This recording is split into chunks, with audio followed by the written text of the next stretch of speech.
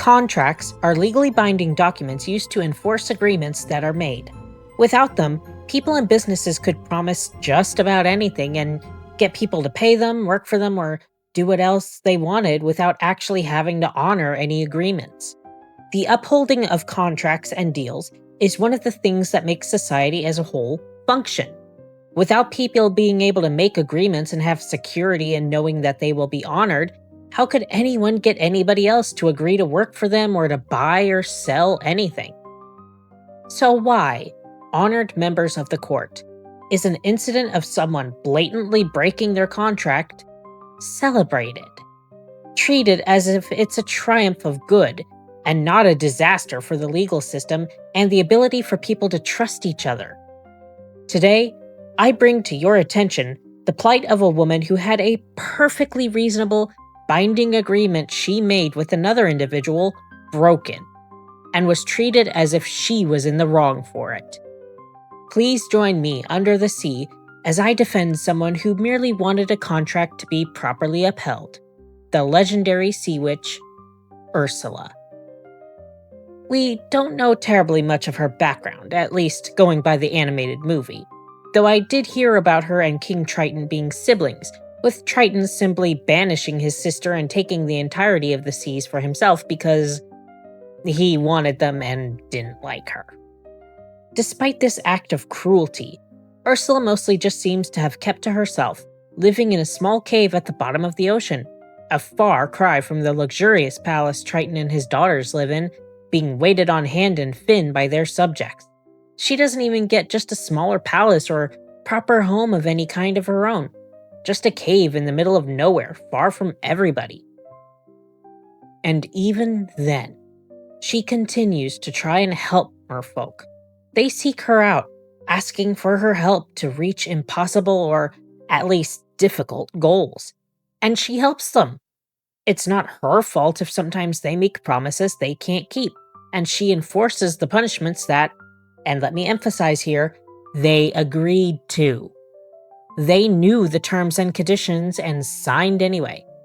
She wasn't even burying the conditions of the deal under a bunch of legalese and 50 pages of jargon that no one actually bothers to read. She explained it. Short, sweet, and to the point. It's not her fault if some people couldn't keep up their end of the bargain or chose not to. What was she supposed to do? Just let them get away with it and let word get out that she's a soft jellyfish who doesn't enforce the terms and conditions of her deals? No. She had to rake them over the coals, and that's just business. When an opportunity arose to take her rightful place as one of the rulers of the ocean, the only one, even seeing as how her brother couldn't and wouldn't share authority, who can blame her for trying? The deal she made with Ariel was quite generous, really. Not only did she give Ariel legs, but she did so close enough to where the prince's castle was that he would likely find her and bring her inside, at least to make sure she had a place to sleep, if not actually being attracted to her or anything. All she had to do was get a kiss. That was all. It didn't have to be a romantic one. She could have gotten a friendly one on the cheek or one on the back of her hand. Maybe a little old-fashioned, but it's a very gentlemanly thing to do. I've even had someone kiss the back of my hand when attending an event with my ex-boyfriend many years ago and being introduced to people who were largely raised with more old-fashioned courtesy. I'm honestly surprised it didn't just happen on its own when she was being introduced to people.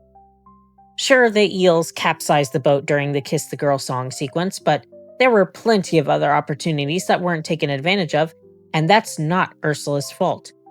I'm honestly just shocked that the prince didn't kiss her hand or anything when they first met. It's just basic royal etiquette. The crimes Ursula stands accused of are attempted regicide, extortion, kidnapping, treason, usurping power, and attempting to destroy the world. This one really shouldn't even be dignified with a response. Ursula never attempted to kill Triton. She just transformed him as per an agreement that he made with her, mind you, and took away his powers.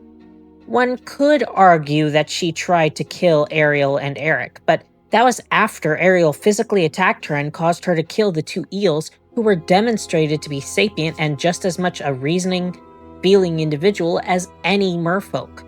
It was clearly self-defense. Ariel attacked her, killed her two best friends and beloved companions, and tried to take the power that, at that point, legally belonged to Ursula.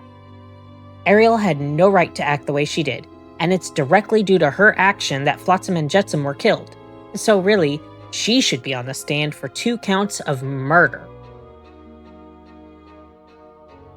A few people have argued that Ariel, being a minor, can't make a legally binding agreement, as in places where the age of majority is 18, anyone beneath that age cannot be held to a contract they've signed without parental oversight and consent. However, Atlantis isn't governed by the same laws as places like the United States, and from Triton's failed attempt to destroy the contract, it's clearly legal.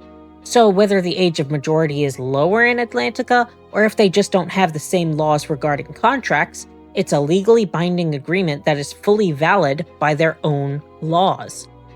Some may argue that Ursula was taking advantage of the fact that Ariel was a stupid teenager in love, but if you made the same argument about someone, say, buying a car they can't afford or something like that, you'd get laughed out of court. Just because someone isn't intelligent enough to recognize when a deal isn't going their way, doesn't mean they're off the hook for the consequences. You don't get to just stop paying for a loan that you can't afford after you've gone and spent the money already. You have to pay it back or face whatever consequences are outlined by the contract and the law if you can't. That's just how contracts work. You don't get to get out of them just because you want to or because you're not smart enough to recognize your own limits. You are still bound by what you agreed to, and she did agree. Every single term and condition was laid out to her very clearly, and she still agreed to all of it, knowing full well the potential consequences of failure.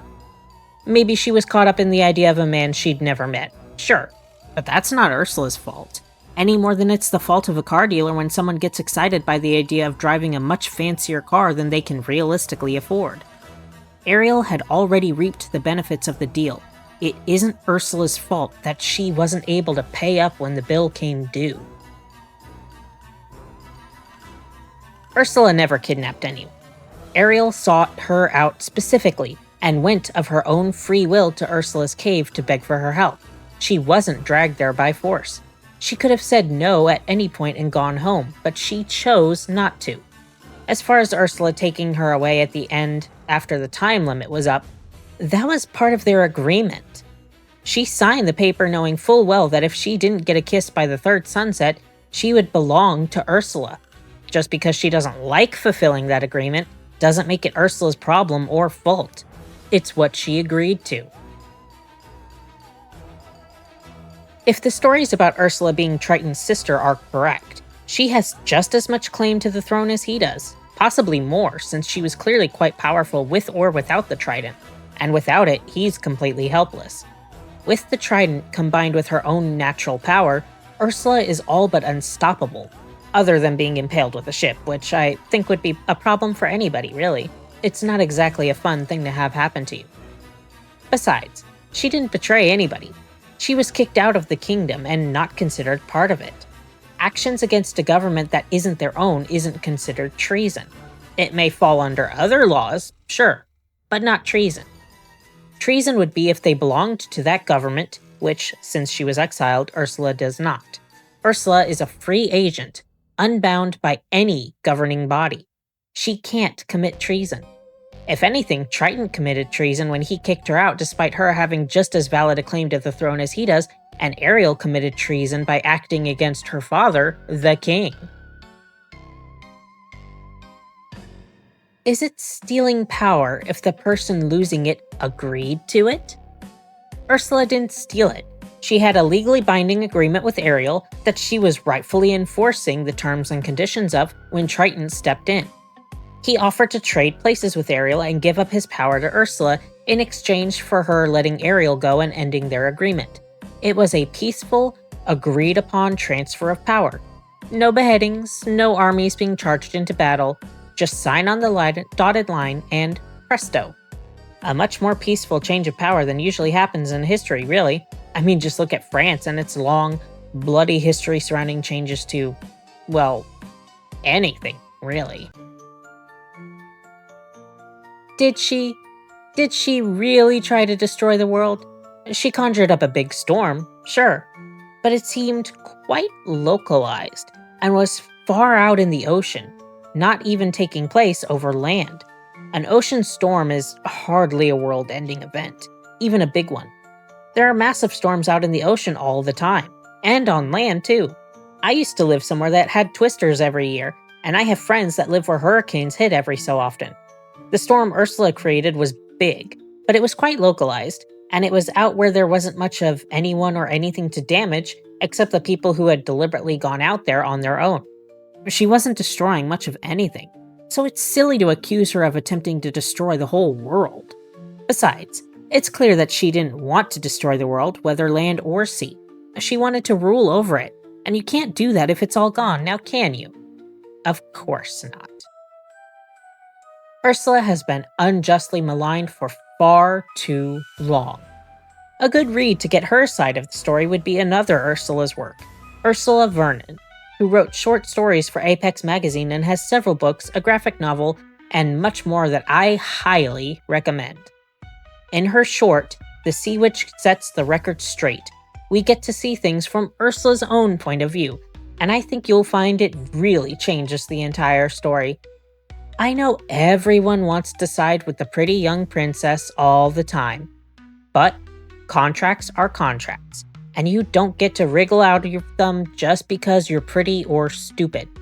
If you sign on the dotted line, the consequences are yours. In the case of Atlantica and the Kingdom of by the Sea versus Ursula the Sea Witch, I find the defendant Ursula not guilty.